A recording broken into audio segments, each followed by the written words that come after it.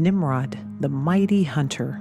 This is how the Bible describes this ancient ruler who lived and reigned following the Great Flood, a great-grandson of Noah, the builder of the Tower of Babel. Nimrod is described in numerous extra-biblical traditions, and multiple attempts have been made to identify him with known ancient rulers. More than 4,000 years after he ruled, has Nimrod finally been rediscovered. We will look at artifacts revealing Nimrod's name, what gods are associated with him, his father, and a female of Samaria. We will also look at other artifacts associated with Nimrod's worship, and where those artifacts are today in a religion the world is quite familiar with. The Burse cylinders are a series of clay cylinders dating to 600 BC, discovered by Sir Henry Rawlinson during the mid-19th century at the Babylonian site of Burisba. The heavily damaged cylinders bear parallel inscriptions. This tower, a type of the famous Mesopotamian religious ziggurats, had been heavily repaired during the reign of King Nebuchadnezzar. Bricks were found around the site, having been stamped with the name of the king, and the wall cylinders had an interesting story to tell. Rawlinson translates the inscriptions as follows: I am Nebuchadnezzar, king of Babylon. My great Lord has established me in strength and has urged me to repair his buildings, the Tower of Babylon. I have made and finished. The Tower of Burisba had been built by a former king. He had completed 42 cubits, but he did not finish its head.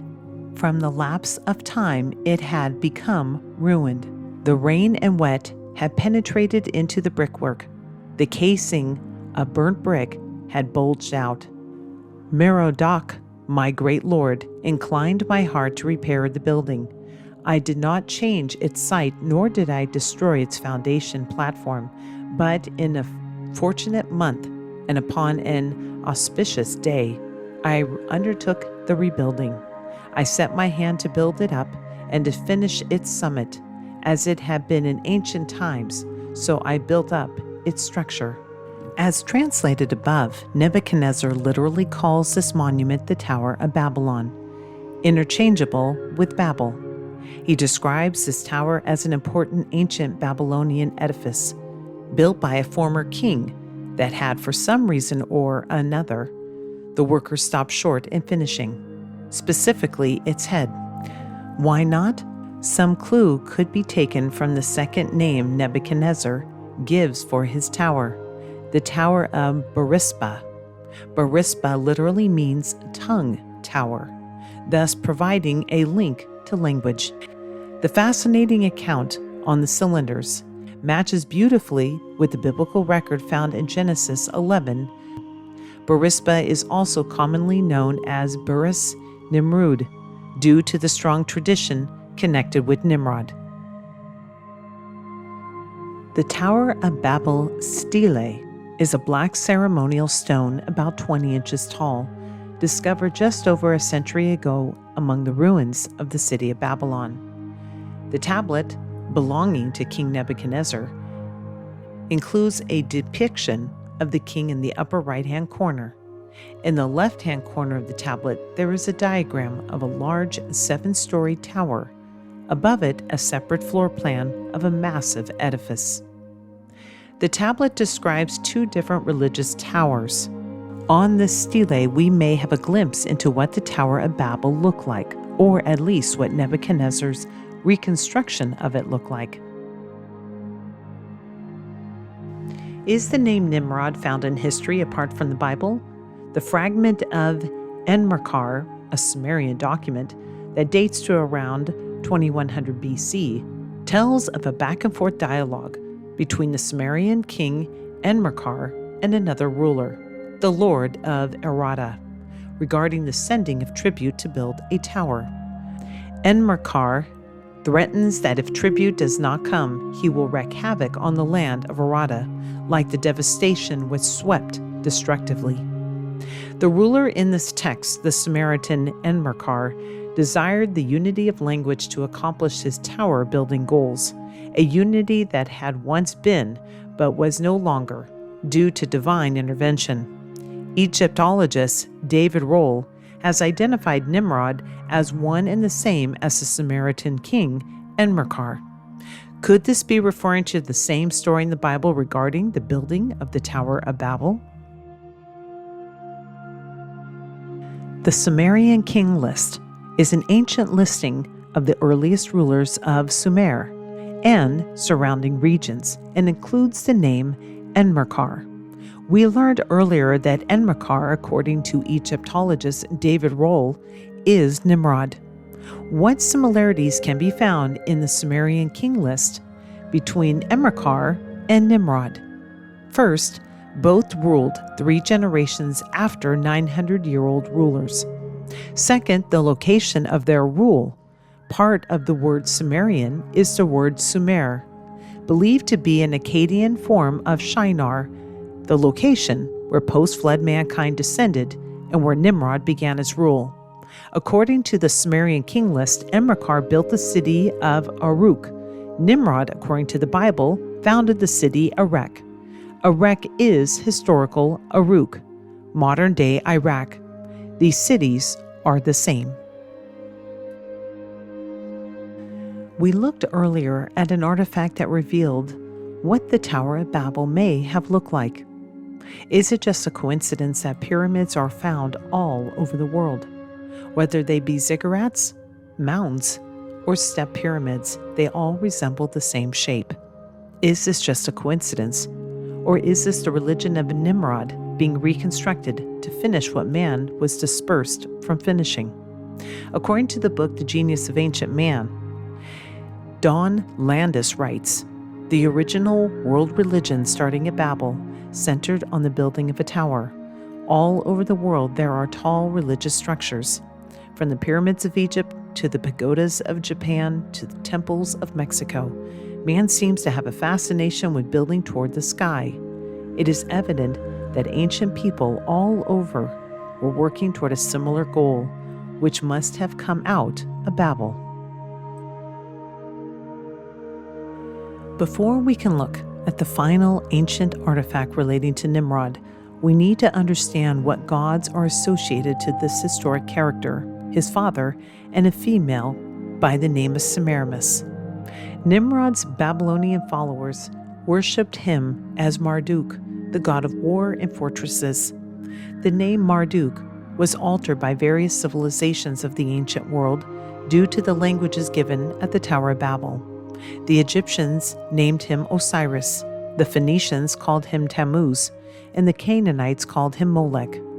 Canaanite parents often sacrificed their firstborn to this god by placing the child in his outstretched hands over a blazing fire. The chief regional goddess during the days of EnMarar, aka Nimrod, was Inanna. She is described as the goddess of sex, war, and power. The center of her worship was in EnMarar city Uruk. Legends arose portraying her as a mythical fertility goddess and mother of the gods. Attempts to trace the origin of goddess worship and mother-son duo lead ultimately to one single woman of ancient history, Semiramus. After human scattering at the Tower of Babel, worship of the fertility goddess and mother-son duo continued across the ancient world, but the names changed, due of course to the different languages. Inanna was known as Ishtar in Babylon, Isis in Egypt, Venus in Rome, Aphrodite in Greece, and Diana to the Ephesians. She was known to the Canaanites as Ashtaroth, Baal's counterpart, also known as the Queen of Heaven. Easter is another form of her name Ishtar in Ashtaroth. Numerous Easter traditions are traced to this goddess. Painted eggs, bunnies, and hot cross buns, a continuation of the original Ashtaroth worship Jeremiah warned against when women would knead the dough to make cakes to the Queen of Heaven. Deified Kush was revered as several gods of ancient mythology. The Egyptians commemorated Kush as the god Hermes, which means son of Ham. Kush likely assisted in the planning and building of the Tower of Babel. He initiated the rebellion against God. Indeed, he named his son Nimrod, which means to rebel.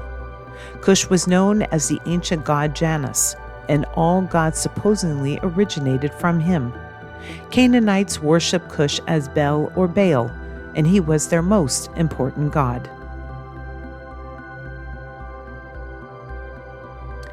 We learn that Baal is deified Kush, the father of Nimrod. What artifact is attributed to this man? The answer is the obelisk. The story goes that Osiris, the king of Egypt, married his sister Isis. His brother Set wished to usurp the throne and plotted his death, tricking Osiris into climbing into a golden chest. Isis recovered the body and took it back to Egypt, but it was stolen back by Set, resulting in him dismembering Osiris into 14 pieces and scattering the members. Isis recovered all but one of the pieces, the penis. According to Masonic and occult symbols, they say the word obelisk literally means Baal's shaft or Baal's organ of reproduction, the symbol of fatherhood, the rock that begot. What is also of importance in speaking of Osiris, there is an engraving in an Egyptian temple of Isis that reads this: I am all that has been, or that is, or that shall be. No mortal has removed my veil. The fruit which I have brought forth is the sun.